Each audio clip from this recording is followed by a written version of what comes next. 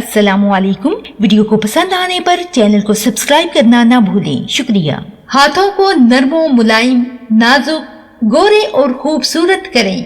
उसके लिए बेहतर तरीका ये है कि आप जैतून का तेल 2 खाने के चम्मच लें। इसमें 1 चाय का चम्मच लीमू का अरक और आधा चाय का चम्मच पानी मिलाकर खूब अच्छी तरह उंगली से फेंट लें। जब भी हाथ गीले हों, आप ये तेल गीले हाथों पर लगाकर आहिस्ता आहिस्ता मसाज करें। जल्द ही आपके हाथ नरमो मुलायम और नाजुक हो जाएंगे। अगर कभी कभी बेसन, दूध और शहद मिलाकर हाथों पर साबुन की तरह लगाकर धो लें, इस तरह आपके हाथ गोरे हो जाएंगे।